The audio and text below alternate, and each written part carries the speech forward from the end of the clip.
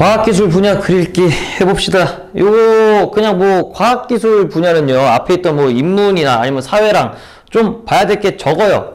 봐야 될 게 적다는 이유는 뭐냐면 글 안에 답이 다 있다는 소리고, 그 말인 즉슨 너네가 과학에 조금 생각이 있던 거나 아니면 과학에 대한 배경 지식 좀 있으면요, 글을 안 보고도 풀 수 있을 정도라는 겁니다. 그래서 요즘 들어서 과중, 과고가 좀 뜬 이유가 이 비문학이 더럽게 어렵게 나오면은 뭐 이쪽을 완전히 공부를 안 하신 분들은 수능에서 시간이 많이 딸리기 때문이에요. 그래서 한때 조금 반짝했는데, 문제는 요즘은 어떤 문제가 있어? 걔네도 못 푸는 과학 지문이 나오기 때문에 수능이 어렵다고 찡찡대는 소리가 많은 겁니다. 그만큼 과학기술 분야 글은요, 비문학에서 나왔을 때 쉽지만 그만큼 또 어렵게 나오면은 너네를 충분히 엿먹일 수 있는 것이다 라고 얘기를 드릴 수가 있습니다. 자, 일단은 요 앞대가리에 있는 거는 뭐 뻔한 소리죠. 이거 어떻게 읽을래? 라고 하는데 뭐겠습니까? 그냥 비판적 읽게 하라는 소리예요. 한번 봅시다. 과학 분야 글은 자연현상 법칙을 탐구하고 그 원리를 논리적으로 전개한 글입니다. 그리고 기술 분야 글은 과학 이론을 직접 적용해서 인간 생활에 유용하도록 가공하는 원리와 방법을 밝힌 글이라는데, 누가 몰라? 그래서 과학 분야 개념, 기술 분야 개념입니다. 과학기술 분야의 글은 대체로 뭐 하랍니까? 뭐야? 객관적인 지식과 정보를 다루고 논거 입증 과정을 통해 과학기술 원리를 제시한다고 합니다. 이걸 다 알아두세요. 얘네가 다루는 글의 분야입니다. 과학기술 분야의 글이 다루는 내용. 이거를 왜 알아야 돼? 또? 교과서에서 1, 2, 3로 나눴잖아. 객관식으로 고르를 하겠지. 또한 이를 실생활에 응용하는 방법에 대해 다룹니다. 이러한 과학기술, 이거. 실생활에 응용하는 방법. 이게 두 번째 거야. 읽어서 이해하래요. 말은 쉽지. 넘겨. 그러니까 두 번째. 야, 대놓고 비판적으로 읽기라고 써놨죠. 첫째, 객관성 판단하랍니다. 객관성 판단. 자, 그러면 이게 뭐야? 방법 1이야. 이것이. 그래서 뭐 이런 거 있다. 낯설고 어려운 용어 개념 자주 등장한다. 전문적인 지식을 바탕으로 입증하려는 경우가 많아. 그래서 용어와 개념 정확히 이해하랍니다. 그래서 내가 맨날 밑줄 치고 쓰라고 하는 게 그거잖아요. 정리해라. 이거 모르는 단어는 무조건 알아야 된다. 제식과 정보가 객관적으로 신뢰할 수 있는 것이지 확인할 필요가 있다. 수능에서 이거 확인 언제 하고 앉아있습니까? 넘기세요. 이를 제시된 지식과 정보의 의미의 글을 논리적인 흐름 속에서 판단하고 의문 생기는 거는 관련된 자료를 찾아보도록 하라고 합니다. 이거는 대학교 때 이제 레포트 쓸 때나 하세요. 지금 우리가 내신이니까요. 그냥 닥치고 내용 외우면 됩니다. 그 다음에 둘째, 과학적 입증 과정에서 타당성을 판단하는, 타당성 판단하는 거는 뭡니까? 비판적 읽기 하라는 소리잖아요. 그래서 이거 대놓고 방법에 비판적으로 읽기, 비판적으로 읽는 방법 1, 2, 3 나온 겁니다. 과학기술 분야의 글은 대개 탐구하는 대상이나 현상에 대해 귀납, 연역, 유추. 귀납, 연역, 유추 모르는 사람 없죠? 귀납법은 뭡니까? 소전제에서 대전제로 가는 거고요. 연역법은요, 대전제에서 소전제로 더 세분화해서 들어가는 겁니다. 유추는요, 비슷한 속성의 여러 가지를 들어가지고 해당 개념이나 아니면 해당 뭐 철학, 뭐 이론에다가 대입하는 건데, 결국에는 뭐야? 귀납법의 한 종류예요, 유추도. 왜냐면은 비슷한 속성을 여러 가지를 가지고 와서, 그래서 이거랑 비슷하지 않니라고 얘기를 하는 건데, 그 비슷한 여러 가지를 하나하나 모으는 과정이 소전제를 여러 가지로 모으는 귀납법하고 똑같은 겁니다. 그래서 이게 귀납, 연역, 유추인데, 유추는 귀납 안에 들어있는 거다라고 생각을 하셔도 돼요. 이런 거를 통해서 과학적, 기술적 원리를 입증한다고 합니다. 따라서 이러한 글을 읽을 때는 과학적 입증 과정 겁나 파악하고요. 구체적 논건 뭐냐? 주장, 가설을 입증하는 과정이 타당하냐를 평가를 하는데, 크게 말해서 비판적으로 읽어라. 자, 그래서 이게 두 번째고요. 세 번째는요, 과학, 기술적 원리의 응정 한계 비판적. 또 나왔어. 야, 비판적으로 이해하래요. 뭘 더 얘기를 해. 그래서 우리 생활에 어떻게 적용되냐? 기술적 문제는 없는지 비판적으로 판단하라. 하지만 시험 볼 때 이거 판단할 시간이 없다. 과학, 기술은 우리의 삶을 윤택하게 해주기도 하지만 동시에 예상치 못한 부정적 영향까지 미친다. 그래서 그 용어가 한계에 비판적 이해함을 글을 읽어라. 그래서 뒤에 있는 CT 어쩌고 저쩌고 있죠? 읽고 밑에 그냥 써 있으니까요. 다 해석해 놨잖아요. 그냥 읽기만 하세요. 우리가 중요하게 봐야 되는 거는 지문입니다. 자, 달은 어째 만들어졌냐고 얘기를 하시는데요. 곽영직 씨가 하셨는데 뭐 어떻게 만들어졌는지는 잘 써주셨겠죠. 봅시다. 지구 주위를 돌고 있는 달은 태양계 위성 중에서 5번째로 큰 위성이라고 합니다. 따라서 일단 위성이 뭔지 아시죠? 그 어떤 행성 주위를 돌고 있는 걸 위성이라고 하죠. 따라서 지구는 작은 크기에 어울리지 않는 큰 위성을 거느리고 있는 셈이다. 달의 지름은 약 3,476km로 12,740km인 지구의 약 4분의 1이며 지구에서 달까지의 평균 거리는 약 384,000km이다. 달의 특징 나왔죠. 어딨어? 여기 있다. 달은 여기서 여기다. 자, 이거 뭐야? 달의 특징. 달이 어떻게 만들어졌는지를 알으면 달이 뭔지를 알아야겠지. 달은 타원 궤도를 따라 지구를 돌고 있기 때문에. 이거 밑줄 괜히 쳤다, 야. 어차피 여기 나와 있네요. 이래서 계속 달라지는 겁니다. 타원 궤도라서요. 왜냐면은 완전히 동그랗고 그 가운데 점 하나 찍으면은 어디서나 점에 도달하는 게 같겠지만 타원이면은 어때요? 그 가운데 점하고 이 타원이니까 여기에 점 찍혀봐. 그럼 여기에서의 여기 거리랑 여기에서 여기 거리가 다르죠? 그래서 달도 지구와의 거리가 계속 가까워지고 어떤 날은 달이 더럽게 컸다가 어떤 날은 달이 조그매 보였다가 하는 겁니다. 여기까지는 기본 상식이지. 직접 달에 가서 월석을 가져와 분석하기 전까지는 근데 달의 기원을 설명하는 세 가지 이론이 팽팽하게 대립하고 있었대요. 그럼 지금은 대립하지 않는 거죠. 왜? 그 닐 암스트롱이 가가지고 달 주워왔을 거 아닙니까? 직접 사람이 가서. 첫 번째 이론은 지구가 형성될 때 달도 함께 형성되었다라는 겁니다. 그래서 첫 번째, 두 번째, 세 번째. 첫 번째 이론은 지구가 형성될 때 달도 함께 형성되었다는 것이 뭡니까? 달의 기원을 설명하는 이 기존의 이론이었죠. 달의 기원을 설명하는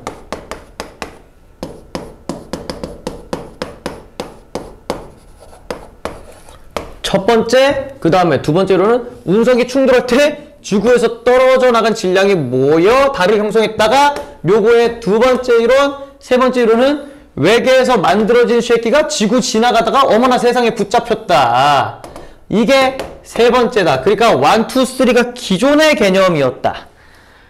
하지만 6차례에 걸쳐 가져와서 그거를 다 뒤집어 까보니까 두 가지 결론이 났다. 일단은 월석의 화학 성분은 지구와 매우 비슷해서 달이 지구와 다른 장소에서 형성되었을 것이라는 것은 제외할 수 있었다. 결국 뭡니까? 세 번째 가설은 제외가 됐죠. 자, 이게 뭐야? 세 번째. 아까 세 번째 가설 제외 근거입니다. 예. 그래서 또한 달의 조성이 지구의 조성과 똑같지는 않기 때문에 달이 동시에 우리 거랑 만들어진 거는 아니라고 합니다. 그러면 이거를 봤을 때 여기 그러면 뭐야? 첫 번째와 두 번째가 다 나가리가 된 거죠. 그러면 아예 새로 만들어야 됩니다. 가설이 모두가 틀렸죠. 그래서 이거를 이렇게 쓰지 맙시다. 이 두 가설이 뭐냐면요. 달 암석 성분 분석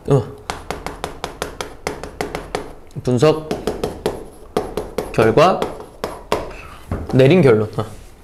분석 결과 내린 결론이 두 가지인 거죠. 그래서 다른 장소에서 생성되지도 않았고요. 지구의 조성과는 똑같지도 않아요. 그럼 언제 나온 거야? 지구와 달이 다른 장소에서 만들어진 것도 아니고 같은 물질로 이루어진 것도 아니라면 달은 도대체 그건 어떻게 만들었냐고. 과학자들은 월석은 이제 달월자의 암석 그거 얘기하는 거죠. 돌석자. 달의 돌을 분석한 결과를 종합하여 태양계 형성 초기에 있었던 대규모 충돌에 의해 달이 만들어졌다고 생각합니다. 새로운 게 나타났죠.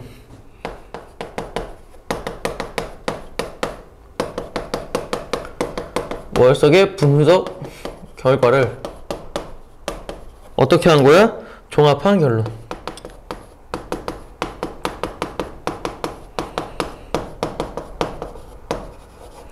종합한 결론은 뭐다? 이게 새로운 충돌설입니다.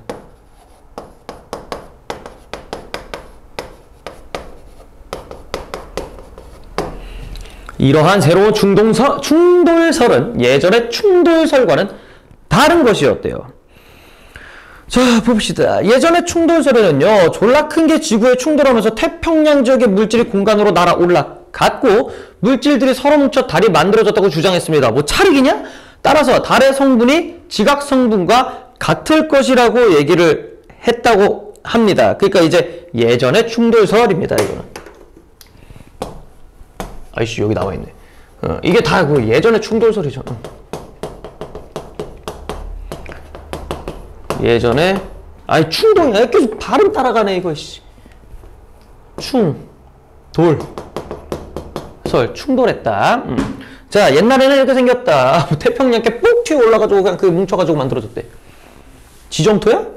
그러나 월석을 분석한 후 새롭게 등장한 충돌설에는요, 화성 크기의, 여기서부터겠지. 화성 크기의 천체가 지구와 부딪히면서 지구에서 방출된 물질에 이 천체가 가지고 있던 물질이 첨가되었다고 본다. 뭔 소리야? 지구와 충돌했어요. 어쨌든 간에. 그래서 지구에서 떨어져 나온 물질이요, 원래 외부에서 박은 새끼 있죠? 박은 새끼 거랑 지구 거랑 합쳐졌다라고 합니다. 그래서 충돌할 때 강력한 힘 때문에 지구에서 떨어져 나간 물질 및 지구에 충돌한 새끼의 물질 중 많은 부분이 우주한테 날아가 버리고, 그 다음에 지구 주변에 남아있던 물질이 모여 달을 형성했다라는 것입니다. 그러니까 무슨 소리야 이게? 어쨌든 간에 지구에서 떨어져 나간 거, 그 박은 놈한테서 떨어져 나간 거, 그게 새롭게 만들어졌다라는 소리죠. 자, 그래서 이게 어디까지가 괄호가 있을까? 새로운 충돌설 모여 달을 형성했다는 거, 여기까지. 이게 새로운 충돌설. 자,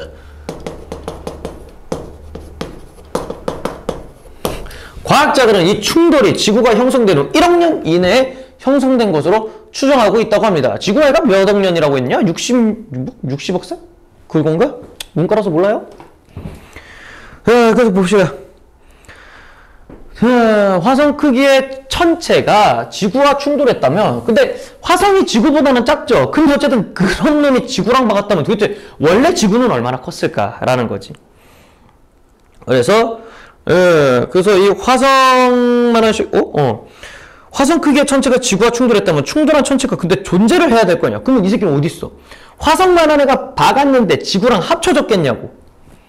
그러나 그 천체가 없다고. 이유는 뭐지? 그놈이 산산조각 났을 가능성도 매우 적은데, 이 천체를 발견할 수 없는 이유는 충돌이 빈번히 일어나던 태양계 초기의 격렬한 환경으로 돌아가서 찾아야 된다고 합니다. 그러니까 지금으로 가정 뭐 헨리의 혜성이 지구랑 부딪히면 지구 반쪽알이 난다라고 얘기를 하죠. 근데 그때는 그 반쪽알이 나는 게 너무 빈번했던 거야. 들이받고가 너무 빈번하게 났던 거죠. 화성 크기의 천체가 지구와 박살이 나서 부서져 생긴 커다란 조각은 태양계를 떠나 돌다가 다른 행성과 충돌하고, 지구와 충돌한 천체 및 그 충돌로 인해 부서진 천체 조각들은 다른 행성의 달의 일부가 되었을 것이다 라고 얘기를 하고 있네요. 그러니까 내가 봤을 때 이게 태양계 초기에 막 부딪히고 하기 전에도 인류라는 어떤 고등지능 생물이 살고 있지 않았었을까. 그래서 그 새끼들이 화성만한 놈이 들이받으니까 멸망하고, 한참 지나서 우리가 또 나오고, 우리가 또 살다가 화성만한 새끼가 들이받을 거고, 아니면 화성이 들이받을 수도 있고. 네, 뇌피셜이에요. 뭐 어쨌든 간에.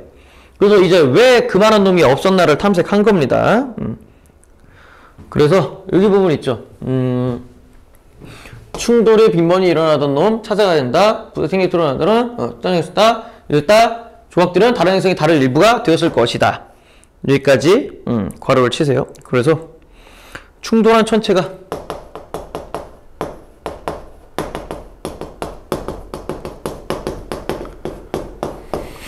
존재하지 않아. 근데 이게 무조건 맞진 않겠죠. 그냥 그렇지 않을까? 라는 거를 과학자들이 이제 얘기를 하는 거겠죠. 자, 미행성이, 그래서 계속 얘기할게요. 미행성들이 지구를 비롯한 행성에 빈번히 들이받던 태양계 초기에 화성의 크기의 천체가 지구와 충돌한 사건은 수없이 일어났던 충돌 가운데 조금 큰 규모의 충돌일 뿐, 지구와 충돌한 천체는 이제 찾을 수 없지만 이처럼 태양계 초기에 행성들 간의 잦은 충돌이 있었다는 사실은 월석 분석 결과를 바탕으로 도출된 새로운 충돌설을 뒷받침한다라고 얘기를 하고 있습니다. 왜? 달이 그렇게 균형이 많은 이유는요, 계속해서 다른 조그만 새끼들이 들이받았기 때문입니다. 심지어 그게, 근데 왜 달한테만 그렇게 들이받아? 왜겠습니까? 지구에는 대기가 있기 때문에 그런 조그만 새끼들이 들이받을 때 다 산화해서 없어지는 게 엄청 많다라고 얘기를 합니다. 그리고 우리한테 들어오다가 달의 중력에 의해서 그 돌들이 달한테 흡수가 된다라고 얘기를 하기도 하고요. 그럼 나중에 달이 반쪽으로 쪼개지지도 않을까? 가끔 판타지 소설 보거나 게임에서 달 반쪽으로 쪼개지는 거 많죠. 자, 넘겨보겠습니다. 달에서 어둡게 보이는 바다분과 밝게 보이는 고지대는 화학적으로나 광물학적으로 볼 때 서로 다른 암석이라고 합니다. 갈릴레이가 처음 망원경에 달을 관찰한 후 바다라고 이름을 붙인 어두운 부분은 대규모 화산 분출로 형성된 현무암 지대라고 얘기를 하네요. 이걸 어떻게 알았누? 자, 그래서 여기 그렇지, 현무암 지대이다. 여기까지. 이게 뭐야? 달 바다의 특징. 물이 있어서 바다가 아닌 거지.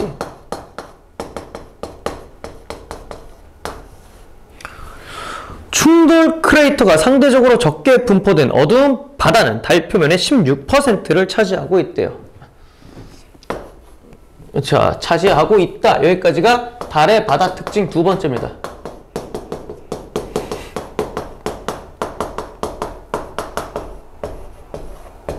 이런 지역은 대부분 충돌 분지 안에 분포되어 있으며 지구를 향한 부분에 집중되어 있다. 자, 이거는 대부분 충돌 분지 안에, 충돌 분지라는 뭡니까? 들이받은 크레이터 안에라고 생각해. 그냥 크레이터 안에 분포되어 있고 집중되어 있다. 자, 그래서 이 부분은 달의 바다 특징.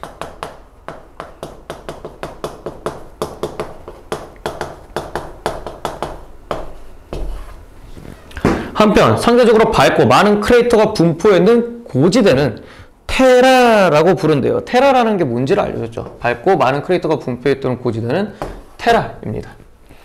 고지대의 크레이터와 분지는 운석의 충돌 때문에 형성된 것으로 추정된다라고 합니다. 크레이터들이 많이 분포해 있는 곳은 오래된 지역이에요. 따라서 크레이터가 많은 고지대가 화산암으로 이루어진 바다보다 더 오래된 지형이라는 것을 알 수 있다라고 합니다. 이거 어떻게 알아? 분석했겠지. 자,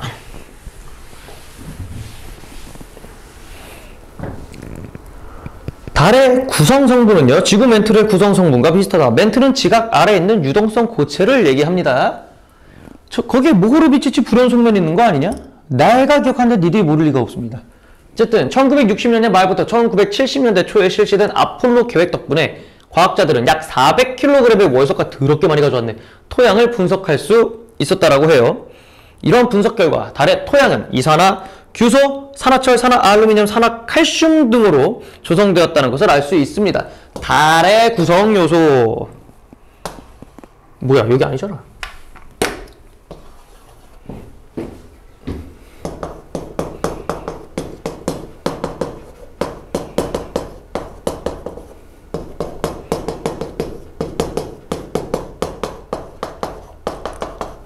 자, 이겁니다. 그래서 이러한 조성은 지구의 멘틀 조성과 매우 비슷해요. 어머나? 그러면 뭐야 이거? 아까는 다르다며. 자, 일단은 요겁니다. 그래서 비슷해서 달이 지구에 떨어져 나갔음을 증명하기에 충분하기도 합니다. 그러나 동시에 너무 똑같진 않아요. 그러니까 비슷하긴 한데 100% 똑같진 않아. 그래서 다른 게 섞였음을 증명하기에도 충분하다고 합니다. 그래서 여기까지가 우리 지문의 마지막이에요. 그래서 과학 지문 같은 경우에는 이런 식으로 이건 내가 봤을 때는 교과서라서 이렇게 깊게 안 들어간 것 같습니다. 자, 여기서 수능이나 아니면 모의고사, 사설 모의고사였으면 어떡할까? 그래서 이제 지구의 멘틀은 어떻게 이루어져 있고 그러면 그 광물들이 왜 다른지 그 광물들의 성분까지 막 비교해 가면서 막 더 심하게 꼬겠죠. 정보를 더 계속 들이받는 겁니다. 왜? 짧은 시간 안에 암기하기 어렵게 하려고. 그래서 솔직히 얘는 쉬워요. 근데 그 다음에 나올 밀리미터파 얘기는 조금 얘기가 다릅니다. 자, 밀리미터파 지문으로 다시 보겠습니다. 자, 밀리미터파가 바꾸는 세상이라고 합니다. 이게 이제 아까 앞섰던 그 달 어떻게 생겼나는요. 진짜 과학적 원리에 근거해서 얘기를 한 거고, 이제 그 밀리미터파는요. 그 과학을 통해서 기술에다가 박은 겁니다. 그래서 기술 부분이 더 어렵게 느껴지기도 해요. 왜냐면 과학적 원리를 안 상태에서 이것을 어떻게 우리 실생활에서 사용하고 있는 거에다가 박았는지, 그게 대가리가 깨지는 거거든요. 컴퓨터 CPU만 봐도 봐봐. 막 보면은 반도체 뭐 트랜지스터 몇십억 개를 박았대. 근데 그 조그만 거에 트랜지스터 몇십억 개가 어떻게 들어가? 웨이퍼라는 거에다가 돼가지고 뭐 안에 뭐 나노 단위로 막 뭐 안에 뭐 회로를 짜는데 그것부터가 일단 미쳐. 그러면 그 나노 단위로 회로를 짜는 기술은 무엇인가 하면서 이제 미치는 거야. 그래서 반도체 지문이 헬입니다. 자, 봅시다. 이건 밀리미터파니까요. 봅시다. 최근 5세대 통신기술, 자율주행차 등의 신기술에 밀리미터파가 사용되면서 그에 대한 관심이 커지고 있다고 합니다. 일단은 밀리미터파가 뭔지 알아야겠죠? 밀리미터파는요, 30에서 300GHz 주파수 대역의 전파랍니다. 근데 주파수는요, 전파가 한 공간을 이동할 때 1초 동안에 진동하는 횟수예요. 자, 이게 그래서 이게 1Hz. 근데 1000번 진동하면 1kHz, 100만 번 하면 10MHz, 10억 번이 GHz예요. 그래서 밀리미터파는 30에서 300기가죠. 15 곱하기 300이라고 해보세요. 그러면 이 미치는 거지. 그럼 뭐야 이거? 밀리미터파는 1초에 300억 번 이상 진동하는 전파인 거. 그래서 밀리미터파 개념. 밀리미터파. 그러면 밀리미터파라는 이름의 길이가 1에서 10mm에 불과한 까닭에 붙여졌어요. 파장의 길이라고 했죠. 그러니까 이제 진폭과 파장이라는 거를 알아야 되는데요. 보시면은 알려드릴게요. 이게 이렇게 있잖아, 그래프가. 그러면요, 이게 이렇게 존재를 할 거 아닙니까? 그러면 아씨 이거 야 더 그려야 된다. 이게 파장을 얘기하려면 한 번 진동하는 게 파장입니다. 으짜. 그래서 이렇게 뭐 있어요. 그러면 여기가 있죠. 여기 마루라고 하거든요. 이게 마루, 여기가 골인데 이 마루에서 마루까지가 이게 파장입니다. 이게 파장이에요. 여기 색깔 좀 다른 걸로 할까? 그래프가 이렇게 있는데 노란색으로 이게 파장입니다. 그러면 이건 뭐야? 여기서 여기가 폭이에요. 진폭이라고 합니다. 진폭. 파장, 진폭이고요. 그래서 밀리미터파라는요, 파장의 길이가 밀리미터예요. 요게 여기서 여기가 밀리미터인 겁니다. 그 다음에 이 파장 안에 뭐가 있냐면요, 이게 파장이 밀리미터고요. 그 다음에 진동이죠. 이게 1Hz예요. 여기서 이렇게 가는 거예요. 여기서 여기 가는 거. 이게 그러니까 여기서 요거예요. 이걸 어떻게 설명해야 돼? 이거 한 번이 1진동인데 이게 1초에 300억 번 진동한다라는 소리죠. 목 아파. 어쨌간에 여기서 여기까지가 이게 이제 진동이고 이게 진폭이고 파장은 골에서 골까지가 얘기를 하는 거다라고 합니다. 그래서 극단적으로 높은 주파수래요. 밀리미터파는 적외선이나 가시광선에 비해 파장이 길지만 적외선이나 가시광에 비해서 파장이 긴데요. 무선통신 시스템에 사용되는 마이크로파보다 파장이 짧다라고 합니다. 자, 그러면 이것도 정렬을 해놔야겠죠. 얘보단 파장이, 자, 파장이 적외선, 가시광선 보다는 파장이 길지만 밀리미터파. 근데 마이크로파보다는 짧아 라고 합니다. 왜냐면 보시면은 마이크로파는 이제 또 나중에 나오겠죠. 자, 어쨌든 간에 넘기겠습니다. 어우, 이게 국어냐? 아이씨. 처음 밀리미터파를 실험한 사람은 보스래요. 이름 개간지나네. 생물학자이면서 물리학자였던 그는 1895년에 가시광선과 자외선 등 빛의 굴절, 회절, 편파에 관한 실험을 했대요. 이 과정에서 그가 독자적으로 개발한 일종의 밀리미터파 신호 발생 장치인 반도체 크리스털을 이용하여 밀리미터파를 약 1.61km 정도 떨어진 곳까지 보낼 수 있었대요. 으자. 그러니까 이 밀리미터 웨이브라는 게, 근데 이게 밀리미터파가요, 요즘 5G에도 많이 사용하는데 수신할 수 있는 거리가 짧대요. 그래서 아직 5G가 안 터지는 곳이 많은 겁니다. 그래서 요거 1.6km가 최초의 실험 결과.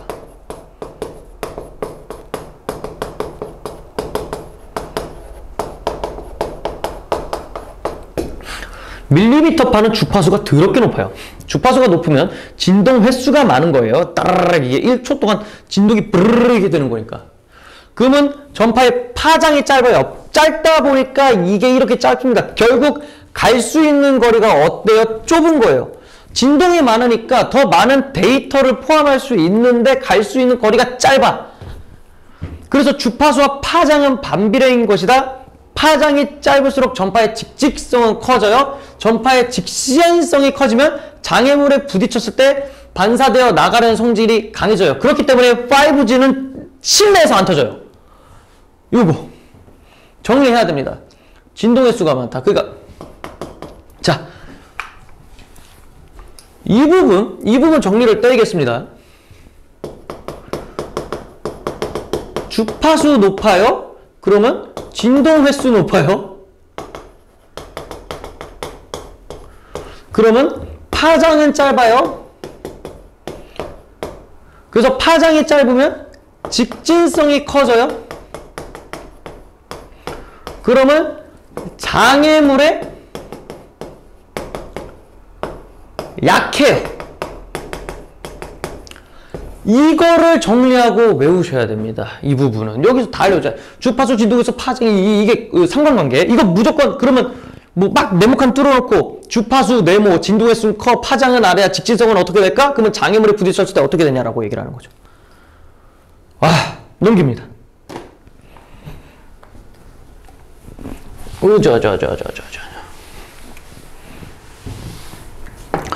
다음 사진은 밀리미터파보다 파장이 짧아요. 그 짧은 빛의 직진성을 확인할 수 있는 실험의 예입니다. 먼저 한 개의 전구에서 나온 빛이 한 개의 삼각형 군형의 뚫린 판을 통과한 것을 봅시다. 그래서 스크린 한 개의 삼각형 모양이 매우 밝게 나타난대요. 다음으로 두 개를 밝히니까 뚫린 판을 보자. 이 경우 스크린에 나타나는 밝은 삼각형은 하나가 아니라 둘이 된다. 즉 빛은 이렇게 부딪혔을 때 사라지는 게 아니라 뚫고 뚫어요. 그러니까 직진성이 매우 강하다는 걸 보여준 겁니다. 그래서 이 경우에는 이게 바로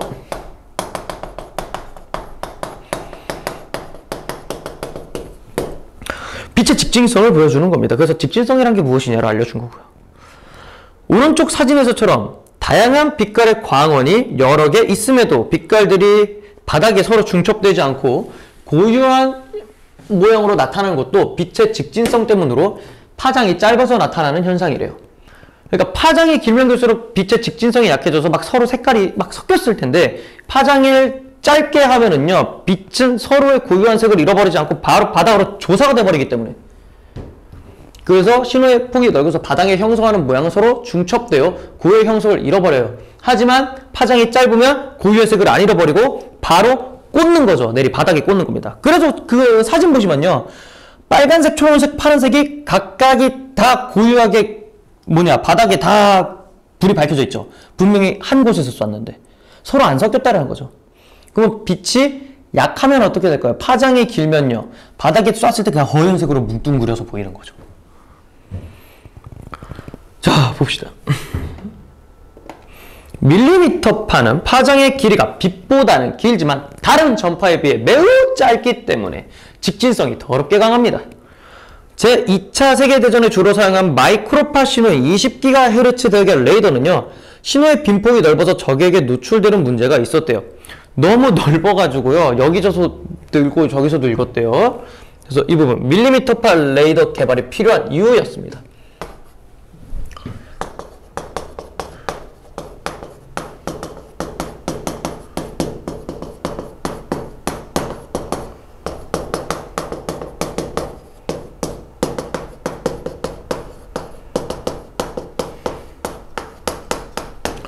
그래서 크기는 같되 빈폭이 더 좁은 레이더가 필요했어요. 그래서 밀리미터파에 대한 보스의 실험 결과를 통해 실제로 사용한 계기가 되었다고 합니다.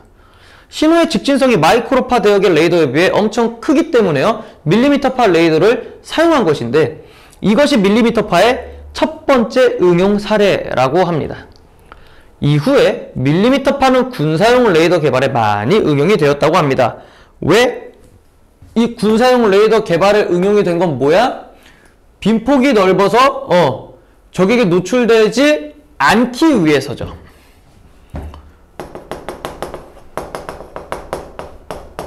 빈폭이 좁아 적에게 노출되지 않아서.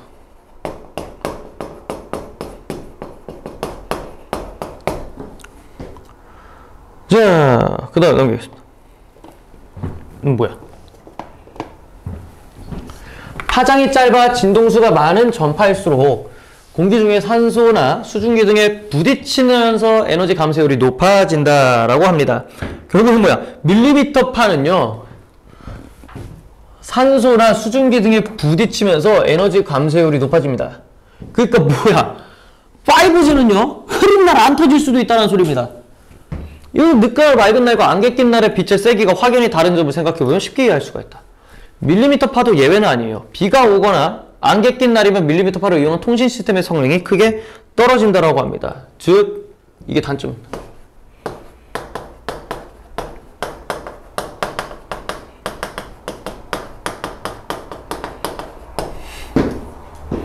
넘기겠습니다. 이와 같은 현상이 일어나는 까닭은요, 산소에 의해 신호의 크기가 줄어들기 때문입니다. 자, 왜냐면 산소에 의해서 공기 중에 뭐 산소 때문에 이게 막 굴절이 되고 막 심한가 보죠? 사라지나 보죠? 비와 안개의 주성분은 물이고요. 물에는 산소 분자가 있어요. 비 오는 날이나 안개 낀 날엔 통신 시스템의 성능이 현저히 떨어지는데 이것을 밀리미터파를 포함한 전자파 신호가 물이나 안개, 구름 등 산소 분자가 있는 매질을 통과할 때 일부 신호가 산소에 흡수되기 때문이라고 합니다. 이때 흡수된 전자파는 열로 변해 사라지고 나머지 전자파만 목적지에 도달하게 되어 신호의 크기가 줄어드는 거라고 합니다. 그래서 이게 밀리미터파 에너지 감쇄율이 일어나는 이유입니다. 에너지 감쇄가 일어나는 이유. 산소 때문이에요.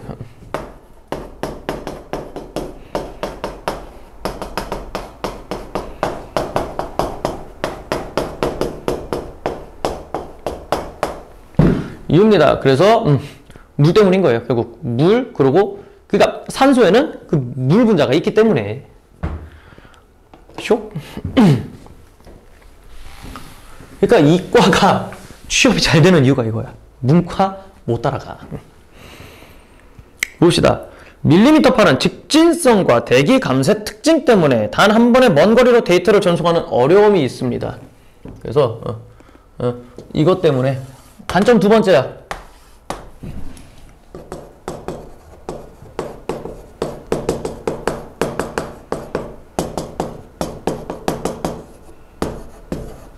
그러나 파장이 짧아 전자회로와 안테나의 크기를 작게 만들 수 있고 가용 대역폭이 넓어서 수기가헤르츠 대역폭을 필요로 하는 대용량 데이터의 고속 전송에 유용한 장점이 있습니다.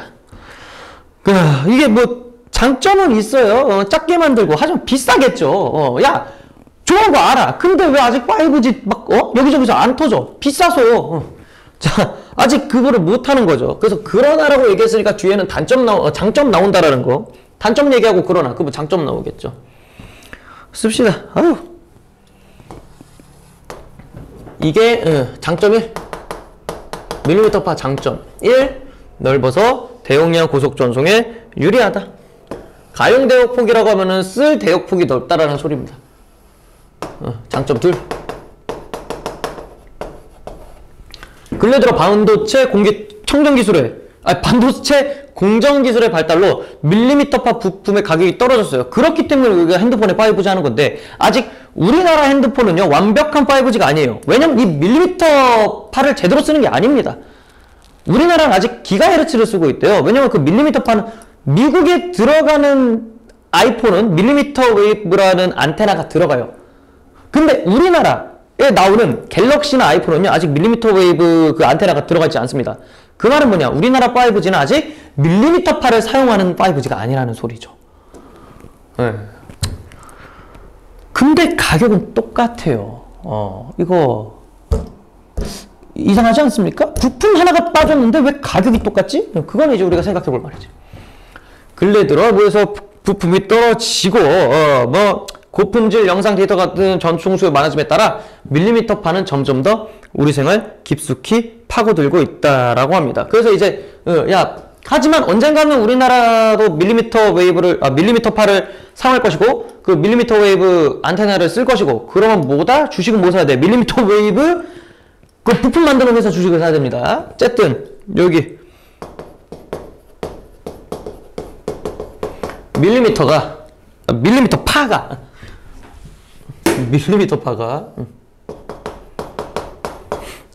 생활 속에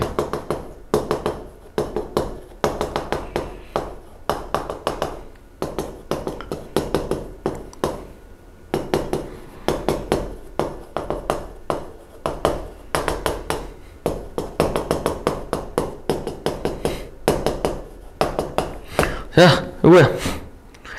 그 다음에 넘어갑시다. 지문이 길죠? 나도 슬슬 빡이 쳐요. 너무 길어. 밀리미터 파는 대역별로 다양하게 활용되고 있다고 합니다. 먼저 잠깐만 이거 중간에 아직 배터리 있죠? 먼저 60GHz 대역의 넓은 가용 대역폭을 활용해 근거리에서 대용량의 데이터를 고속 전송하는 데 사용이 되고 있다고 합니다. 자, 60GHz부터예요. 아까 밀리미터파가 30에서 300억이지 않았습니까? 30G에서 300GHz. 그래서 사용되고 있다라고 합니다. 그래서 대역별 밀리미터파의 활용.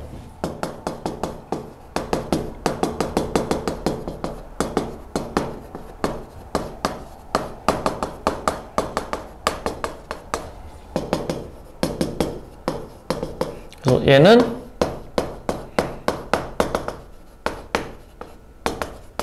60GHz. 그래서 이걸 하면 초당 1GB에서 3GB, 비트네? 1GB에서 3GB까지 가능하대요. 이는 700MB 용량의 고화질 영화 한 편을 내려봤는데 2, 3초면 가능한 속도라고 합니다. 근데 비싸요, 솔직히 말해서. 비쌉니다. 월 요금, 인터넷 요금이 거의 비싸겠지. 그래서 우리는 초당 10MB를 사용하죠. 보통. 초당 100MB, 100MB도 빠른데. 이것은 하드디스크 셋톱박스, 고화질 텔레비전, HD TV네요. HD TV 요즘은 4K인데 뭐 HD야.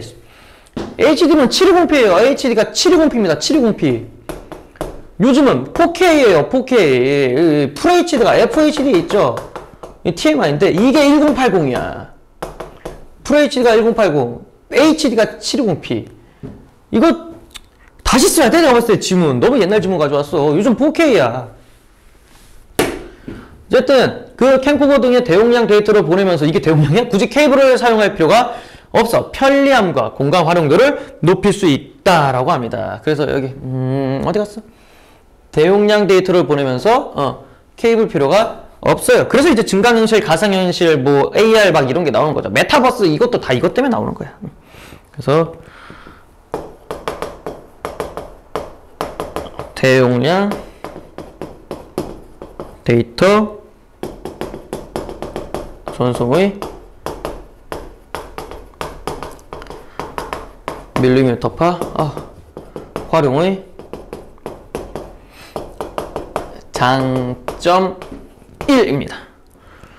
또한 밀리미터파의 넓은 대역폭은 영상 신호를 압축할 필요가 없기 때문에 신호의 지연까지 나타나지 않는데요. 그러니까 데이터가 크니까 굳이 데이터를 용량을 줄여서 보낼 필요가 없어. 그래서 시간이 덜 걸려. 왜? 굳이 압축하는 시간까지 줄여서 그냥 쭉쭉 보내는 거니까. 그래서 아니라 압축 기술을 사용하면서 지불하는 기술 사용료도 사라지게 했대요. 즉 영상 신호 지연도 나타나지 않을 뿐. 그래서 이게 장점 두 번째. 압축 기술 사용해서 지불하는 기술 사용료도 사라지게 했다. 이게 세 번째죠. 데이터 조속 밀리미터 활용 장점 1, 2, 3예요.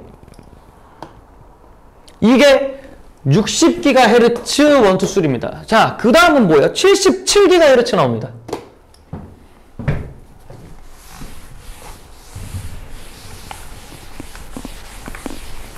자자자.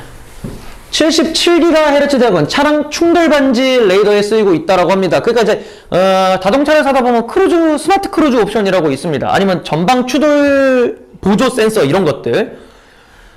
그래서 차량 충돌 방지 레이더는 밀리미터파 신호를 이용해 200m 이내의 전방 차량과 옆으로 다가오는 차량 및 갖가지 장애물을 감지하여 사전에 충돌 경고하거나 차량의 속도 조절해주는 장치라고 합니다. 근데 지금 이 레이더 센서가 개 비싸요. 그래서 차값이 미쳐 날깁니다. 집값만 오른 게 아니라 차값도 비싸. 자, 그래서 77GHz 대역은 차량 충돌 방지 레이더라고 합니다.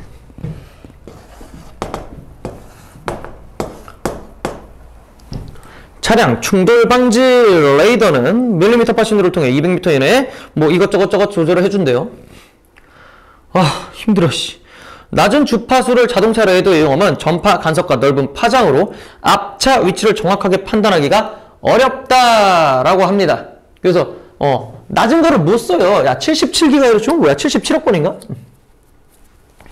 정확하게 어려운 반면 밀리미터파를 이용하면 그 정확성이 매우 높아진다라고 합니다. 그래서 차량 충돌 방지 보조 센서 이거 이름이 있는데 아이씨 그냥 쓰자.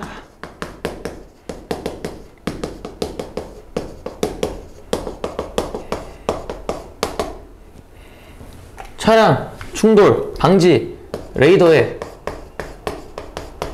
밀리미터파 쓰이는 이유.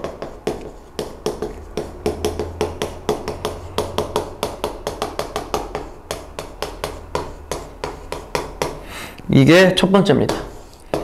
특히 앞에 가고 있는 차량이 같은 차선의 차량인지 옆 차선의 차량인지 알기 위해서는 해상도가 좋아야 되는데 밀리미터파는 이런 특성을 모두 만족시켜서 여기에 쓰이고 있다라고 합니다. 즉 그건 뭐예요? 해상도가 좋아. 이게 밀리미터파 쓰이는 이유 두 번째입니다. 정확성이 높고요. 해상도가 좋기 때문이죠. 넘어가겠습니다.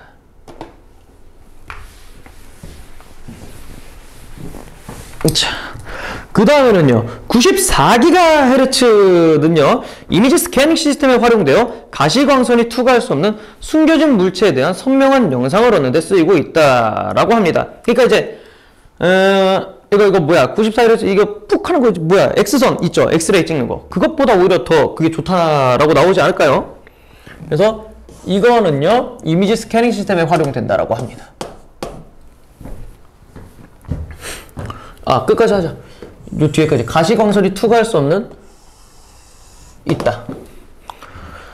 주파수가 높으면 투과나 반사의 성질이 커지고 적외선에 가까워질수록 더 높은 해상도를 얻을 수 있다라고 합니다.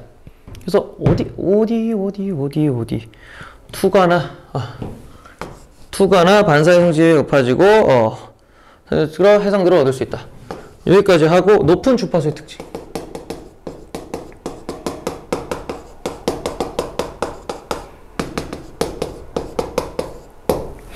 병원에서 이용하는 X선의 파장은 10mm로 더 높은 해상도를 줄 수 있지만 방사선의 일종이라는 점에서 인체에 해로울 가능성이 있다라고 합니다.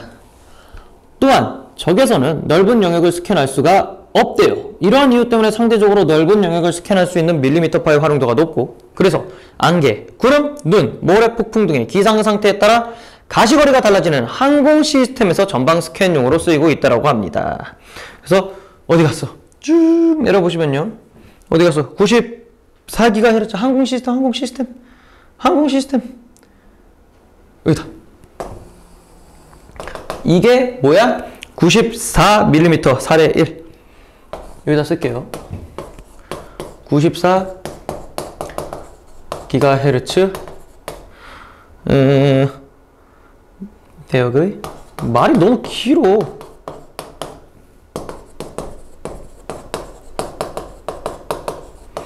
밀리미터파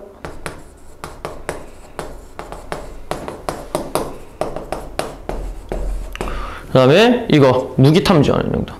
보안이 중요한 장소에 무기탐지하는 용도로 쓰인다. 이게 사례 두 번째입니다. 자, 드디어 끝이 났습니다. 맺은말만 하고 끝냅시다. 그래서 이거 외우는 거요. 60Hz 기가 60GHz 대역, 77GHz 대역, 94GHz 대역에서 쓰이는 거 다 외우시면 됩니다. 그리고 그 각 애들 있죠. 64기가, 60기가, 77기가, 94기가. 다 어때요? 헤르츠가 높아질수록 파장의 길이가 짧아지는 겁니다. 그래서 아까 나왔죠. 파장의 길이가 짧아지면 뭐가 올라가고, 뭐고 다 되는 거. 그거 아마 나올 거예요. 밀리미터파의 응용 분야는 앞으로 더욱더 넓어질 것으로 전망이 돼요. 한 예로 최근에 밀리미터파가 의료 분야에서 널리 사용되고 있는 것을 들 수가 있죠. 검사 대상 물질을 정확하게 식별하는 데 사용되기도 하고 암 치료할 수 있는 탐침에도 사용되고 있다고 합니다. 밀리미터파는 초미세 공정 기술의 발달에 따라 미래 기술로 점점 더 주목받고 있고요. 나노 세계를 통제하는 기술이 속속 개발되고 있는 중인데 이것은 밀리미터파 시대가 오고 있음을 말해주는 것이기도 합니다. 하면서 끝났습니다.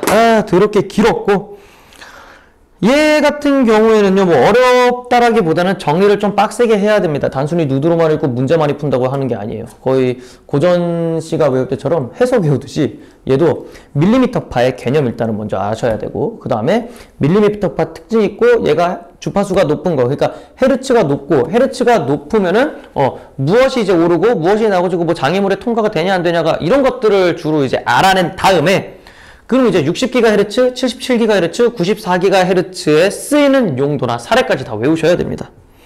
자, 따라오시느라 수고했습니다. 문제, 평가 문제지 풀고 꼭 정리 한번 해보세요. 수고했습니다.